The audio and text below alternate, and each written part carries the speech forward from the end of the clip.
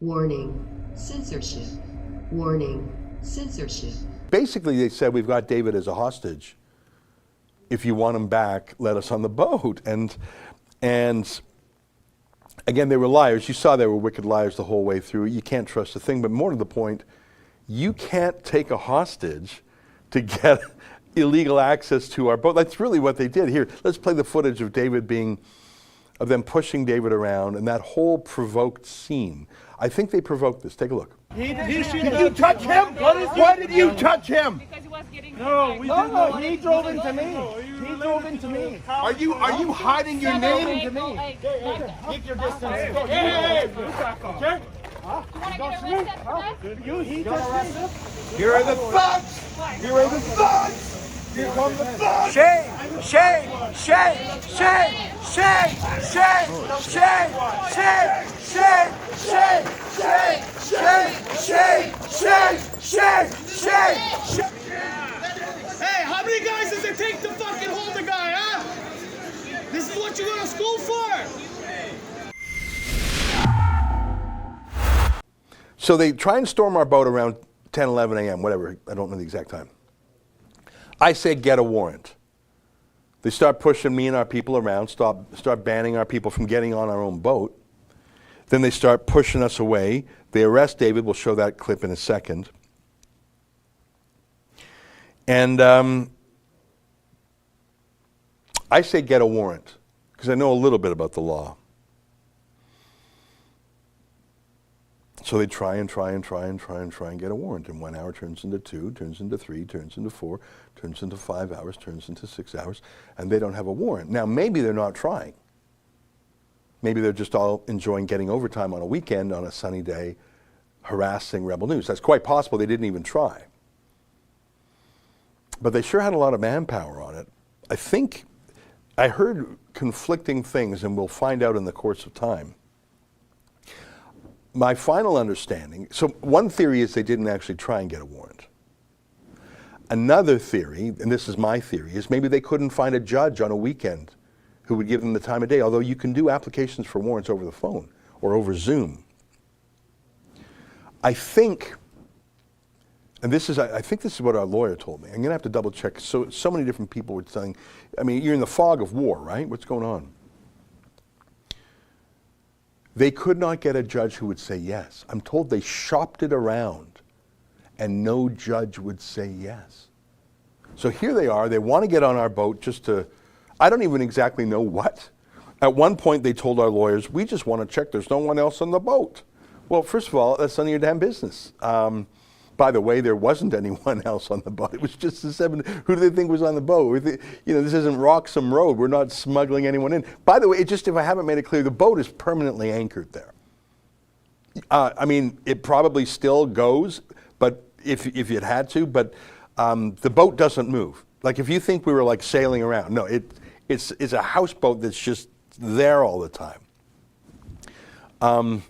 So what do they think? We were like smuggling something in from the Bahamas or I don't know, from Panama? So like, who did they think they were looking for? They never said. I think they have some theory that we were breaking the laws against illegal gatherings. It wasn't a gathering, it was an Airbnb. They said, we will release David from jail if you let us on the boat. Well, hang on, how are those two things related? Are you literally treating him like a hostage?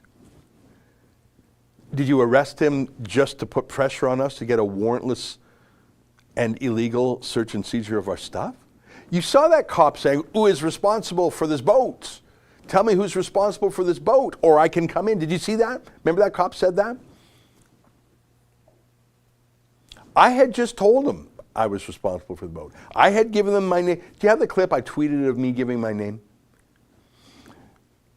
So you see how he was lying? Like I had identified, I was the very first point of contact they had with the boat. I said, I'm the tenant, I'm telling you get a search warrant, go to hell. And then I gave them my name and my spelling and I gave them my address. And then he came to the boat and lied, that wicked, deceiving liar. Did you hear him say to the other youngsters,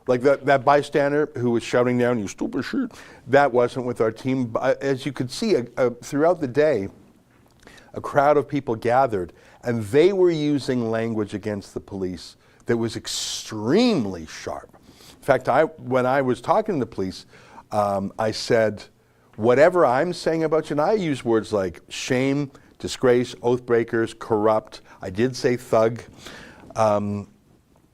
I said, all these things I'm saying to you, it's nothing compared to what your own citizens say. I said, how does it feel to not have the trust, respect, love, support, solidarity of your own people? Like, I'm a Torontonian, I'm a journalist, I have my own agenda, but your local Montreal citizens, they hate you.